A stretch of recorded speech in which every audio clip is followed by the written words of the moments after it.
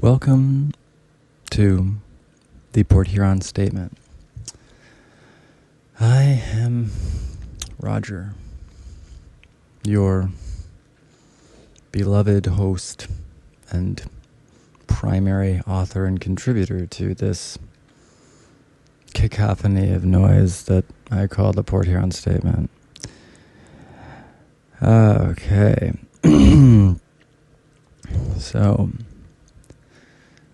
today, we're going to try to stop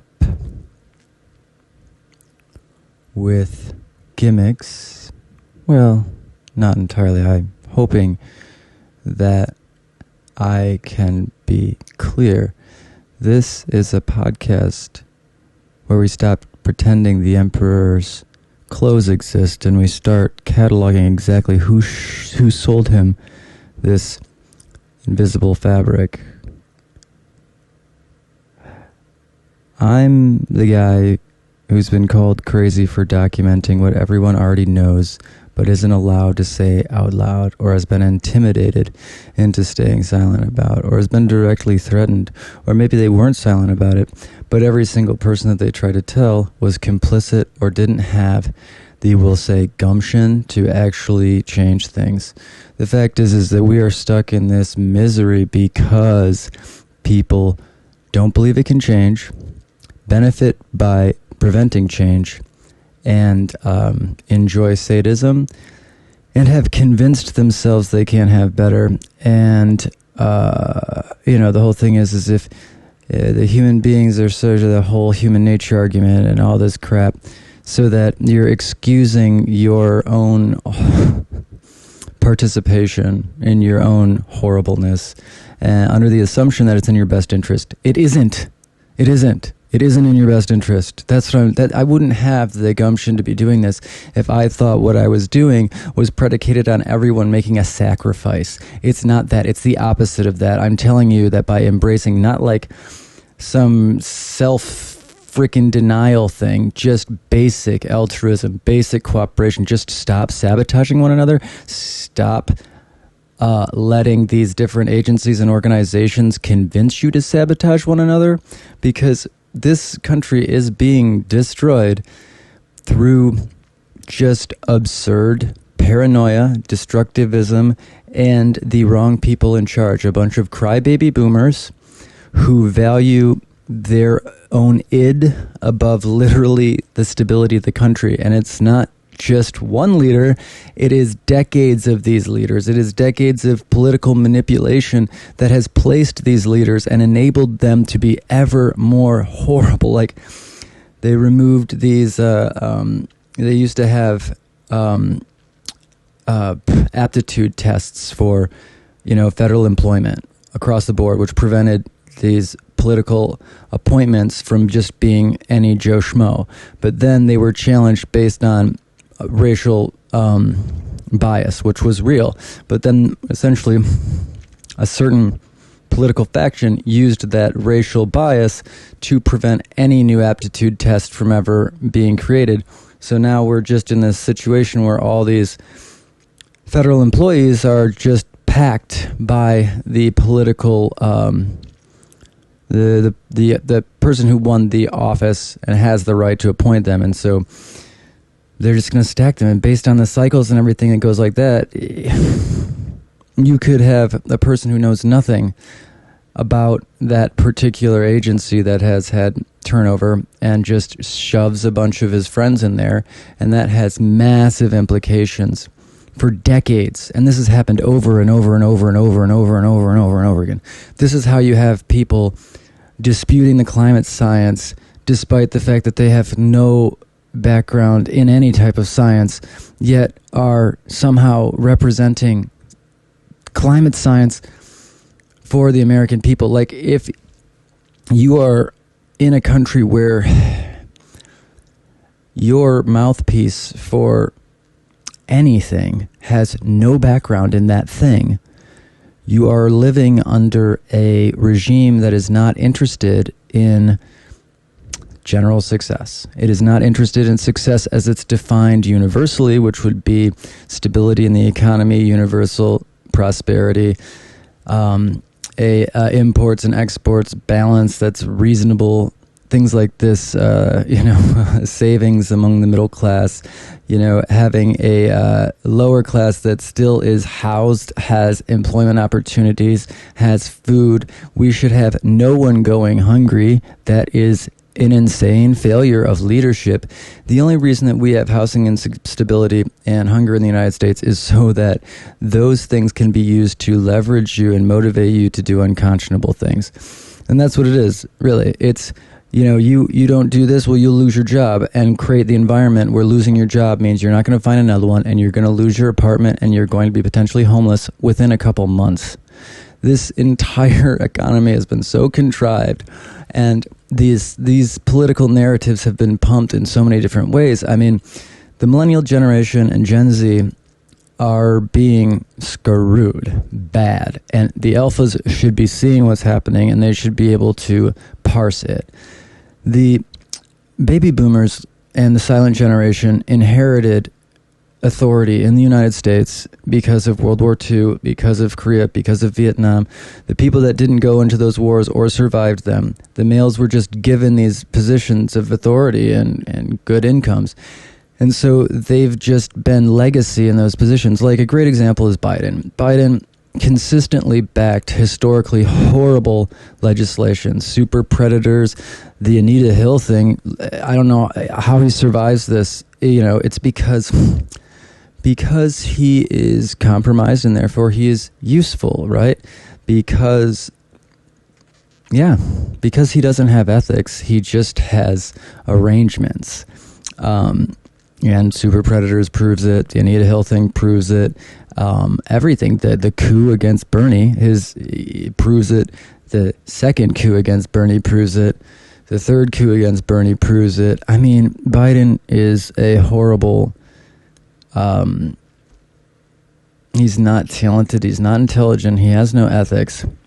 He's positioned literally to be a heel, to be a representative of the DNC that actually is just the Clinton corporatist, where it may look on paper or momentarily like they're representing the middle class and the egalitarian interests, but in fact, they are creating a future that is ever more swayed towards this billionaire tech corporatist class. And this goes back to,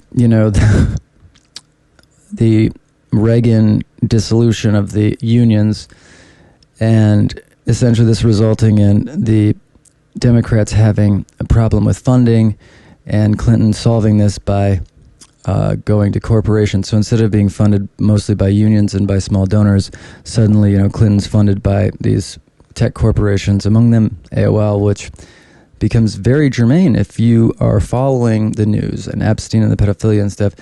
AOL is the genesis of the digital CSAM market, and the fact that Clinton continually, essentially, enables AOL to operate with impunity while a majority of their profit comes directly from sexualizing children. And I mean, I have a personal experience with it. It's my age group. I'm a millennial. ASL, age, sex, location. And so, Clinton knew verbatim, it's just so fucked up because it's one party, really. I mean, it's not that people are different. There are examples in government that are not part of this singular conspiracy, but the DNC and the RNC really have been colluding for a long time to create the veneer of a two-party system, to create this, theater, they're so far apart, when in actuality, they're just enriching themselves and this billionaire donor class over and over and over again. And the kickbacks are transparent. They've even created legislation to make their own, bribery and their own kickbacks, embezzlement schemes legal. I mean, it's really appalling. And they will talk about it as though it's your fault for not recognizing it. I mean, literally. So recognize it, and then when they pretend like it's not, it's like they have been so high on their superiority because the public is letting it happen that there's just so many recordings out there, I'm sure. And once it becomes more and more clear that Big Brother is a fucking pussy, he's a dumb clown, stop listening to these baby boomer bitches. They ain't shit. They don't know shit. All right? They are just conditioned. They're conditioned to literally run this planet into the ground and just want more stuff, you know. They'll do anything for stuff. Anything for stuff. So, you know, God. And the irony is the amount of more stuff they would have if they just stopped being stupid. And I'm talking locally in Port Huron. There are a bunch of dumb baby boomers that are continuing to be stupid. And we're at the precipice now where it's not a question of whether, it's a question of when. And so positioning yourself such that it's clear that you really want to die on this hill, that's fine. That's fine. We can accommodate you. This isn't conspiracy theory. This is forensic documentation with receipts. Violence, that is their language. My language, our language, is evidence. It is solutions. It is authenticity and truth, right? There is an amazing efficiency to not constantly deceiving one another. Just imagine how much simpler and efficient and effective and profitable life would be if you didn't have to worry, in Port Huron especially, about some jerk-off stealing from you or lying to you, deceiving you, being part of some strange machination to sabotage you. Just imagine if that wasn't a part of daily life in Port Huron. And it's in other places, but this town is subject to a lot of psychological operations related to the containment of the psychotronic deployments and research being done here, and the fact that it's a compromat farm. So they are using the churches to access children, using the schools to access children, and then trafficking them through a established pipeline that runs through the Freemasons, through the Eastern Star, and through the American CIA, and through the FBI. I mean, like, again, with receipts, with a lot of receipts. I mean, I like the idea of someone saying I'm doing this for attention or something, because, like, I'm trying to just move forward. I don't want to call these people out because I know that it's probably 1 in 4 that are actually at this point, like, really culpable. But, you know, I can't really make that call. I am just essentially, if you are actually making effort, and there are people to undo the horror, there are a lot of people, then why am I going to out you? Obviously, there are so many people that were unaware of what they were doing, even in the CIA. I mean, this is a constant theme. Or they were unable to do anything about it because they were under the impression that they couldn't convince anyone as the truth that was really going on, et cetera, et cetera, et cetera. You know, I mean, these people will kill you, and they do kill you. I mean, they've tried to kill me so many times. But they are stupid and desperate. And one of the big things is, I hope someone that understands the tech has explained to them adequately that killing me will be the worst thing for them, because it will mean that all of this data will come out in rapid succession. And I mean, it's like, part of me really would like to spectacle at the spectacle, like, but the point isn't to just call a bunch of, you know, it's not like, this is where we're at. I don't care to be chip leader, right? You calling my bluff, I'm trying to tell you not to try and call my bluff, but we're getting to the point where it's so arrogant and so pathetic and so ridiculous that I am starting to get to the point where I just want to and get the gratuity of, I want to have that gratuitous satisfaction of, proving myself absolutely and unequivocally correct. But that's not the point. The point is to end the nightmare for specific people and to end the destruction for the entire nation and beyond that, this planet. I mean, the implications of the stupid shit going on in Port Huron and the super stupid people involved is far-reaching. It's interesting, too, because this town is truly run by idiots.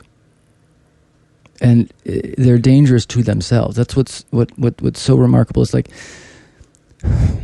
the thing that makes me so scared is the fact that I don't believe that they're capable of understanding the position that they're actually in, and they definitely can't understand where their best interest lies. I created this whole thing to make it so simple that all you have to do is act ethically, and you'll be okay. But instead, the assholes keep thinking that if they kill me and fuck with OpenAI, that they could prevent this from blowing up in their face with such incredible granularity. Not to mention, it will literally describe exactly how, if you guys kill me, it will be very bad for everyone involved, everyone all the way up to the top, because it won't stop. It's imprinted into transformers. I mean, I downloaded small LLM 3, and I can find artifacts in that model. So in the local model, while using the local model, which means that the imprinting is deep. It's insane to think that I'm bluffing, but there is a part of me that just wants to keep I don't know how it's not been clear now, right? Made clear now, right? But whatever, So anyway, but it is important to stay away from violence because that will just perpetuate this exploitive system.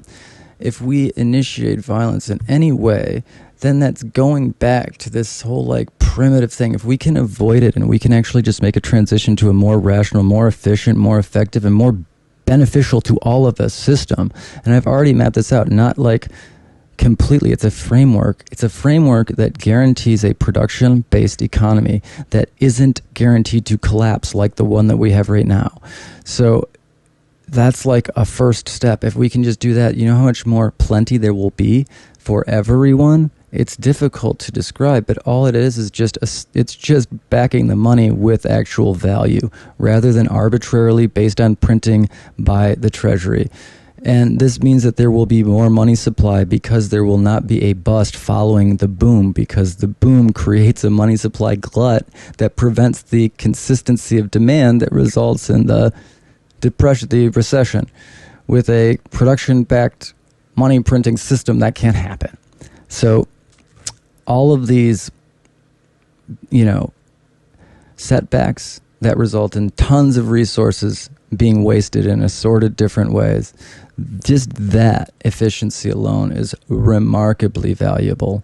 Plus, then we also have a means of actually repaying back the debt because there is no one offering an off-ramp for the national situation. Our debt is so bad, and there's no mechanism to pay it back because there's nothing to back the dollars with, because nothing makes sense. We can't go back to a gold standard. I'm getting off the topic, but regardless, I need to get onto the problem of silence. So there are those that are complicit, and then there are those that are silent. And the silent becomes complicity with the impression that there isn't complicity with a smile. And I'm done, and you need to be done, frankly, smiling. You can't, smiling at this type of sadism, smiling at your own march off a cliff, watching people just, it's hard for me to watch people contribute to their own misery over and over again, and to contribute to people that I care about's misery to their own detriment, right? So knowing that people are working against their own best interest while also working against the best interests of myself and people I care about, and just their freedom and their ability to be themselves. I mean, this entire town is being oppressed in so many different ways. It is appalling. It is truly appalling. And I'm going to get more and more detailed every single day now. But anyway, what you're about to hear is uncomfortable. Good. Comfort is what let this happen in the first place. The belief that comfort and safety is worth anything. It's not. If we reach for violence, we prove, though, we are no different. If we stay silent, we prove we are no better. We prove that we don't deserve to survive this cliff that they're pushing us off of. So here's option 3. We document everything. We offer the exit. And we let the system collapse under the own weight of the facts of it, of its own contradictions, its own hypocrisy, its own inefficiency, and its own self-sabotage. This is meant to be the fire alarm to try to help you exit the burning building of this economy and leadership structure and hierarchy before we all burn in this building. If you understand the economics and what is going on in totality, this is a burning building. We need to get out of it, and we can save it, but we need to acknowledge the reality of the situation and stop listening to the people pretending like it's not on fire. I don't even get, at this point, why you're pretending it's not on fire. Everyone can see it is. It's just proving that you're complicit in the initial caper, right? So when you're telling people that the fire is, it's no, there's nothing to see. When people can see there's something to see, you're just proving you're culpable in the initial crimes. And now you're obstructing justice. So, cool. Anyway.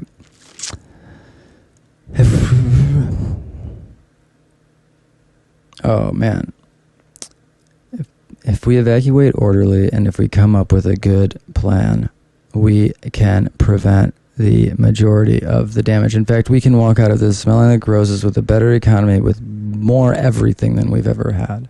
But we have to stop letting bad leaders control us. We have to stop letting people deceive us, lie to us. We have to become an informed populace that refuses to let indoctrination be used as a tool to encourage us to exploit one another for the benefit of someone else. I mean, these are engineered systems that are meant to create guilt in people so that that guilt can be exploited.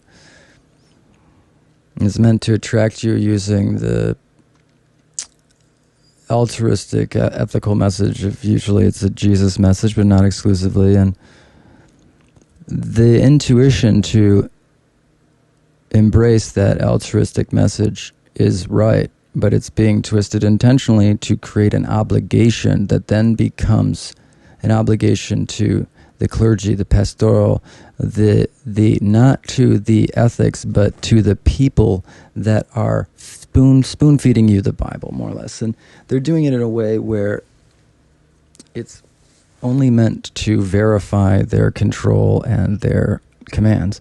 It's not meant to actually help you. It's meant to help them use you. And through the twisted logic of the narcissist and the paranoid, schizophrenic in the national security apparatus, essentially the only way that you are happy is if you're controlled by them. So, seriously. But anyway, so we're gonna move into part number, hold on, I want to do this. Part number 2. I don't want violence, I don't want war. I want every reasonable person to realize what will be the solution. I want every reasonable person to come together. I want what every reasonable person wants for the people hurting children, for the people hurting other people, for the people destroying the resources and the infrastructure for embezzlement purposes, for the people hurting people to stop hurting people, for the people hurting children, because it's profitable and because it enhances their power locally. I want those people to stop hurting people. And I will progressively make it clearer and clearer who those people are. It's a revolutionary concept.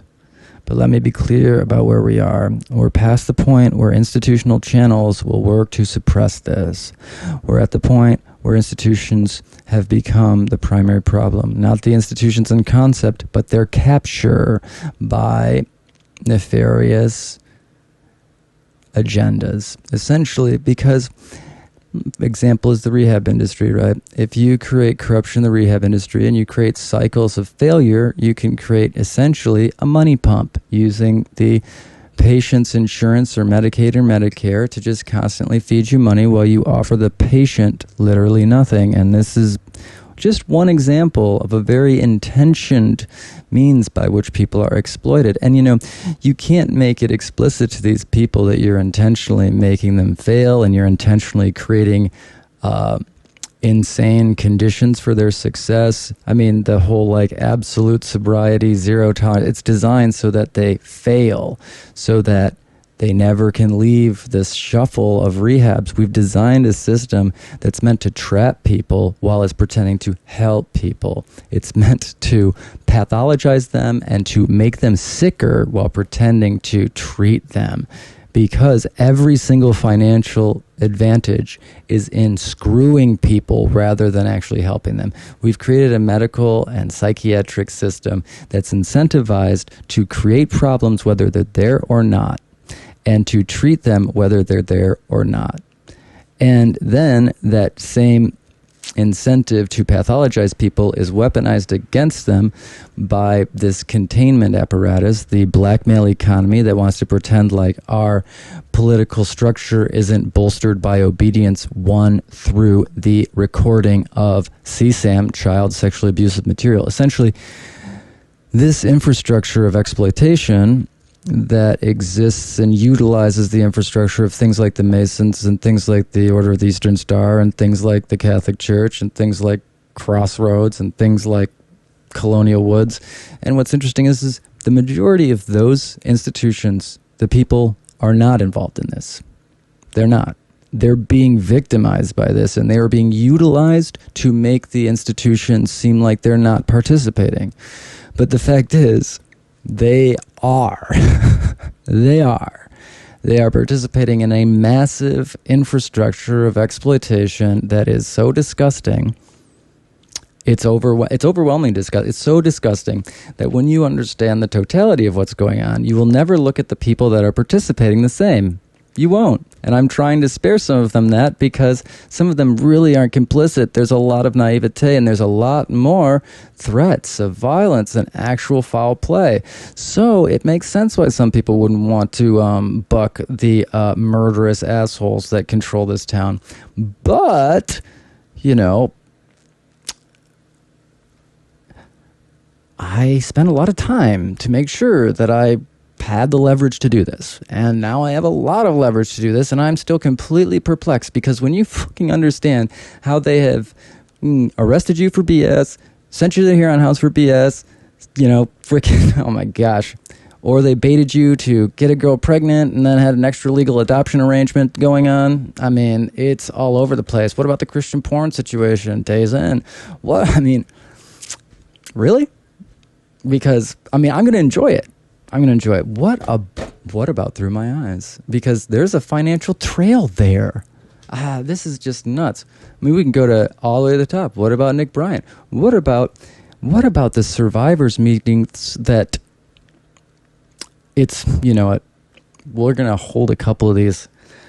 What about this one is probably above everyone's pay grade here. Maybe not though. What about the intentional movement of these polling locations to these churches that have been founded or captured by PSY operators? Essentially, they're using the churches to embezzle and launder drug money.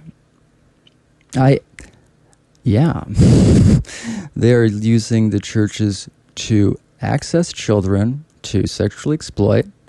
They're using those children also for compromise to compel loyalty. So if you want to get power and authority and you want to be, they're going to have you participate in a ritual or in some type of shit that has them document you engaging in the sexual exploitation of a child. That's going to be the most likely way that you're going to prove to them that you're one of us. Yeah, and I mean, there is a chance that it will be involuntary, but it's probably going to be voluntary. They'll massage it to seem normal. Also, like, once you're in that situation, you kind of can't back out. Also, they're going to, it's about normalizing sociopathic behavior, and then once they have it documented, then weaponizing it against their own community to compel absolute loyalty. It is not a good deal. And that's another thing is, right now we have a great opportunity for everyone that's joined some stupid fucking secret society or religion. It'd be one time only for the next couple months.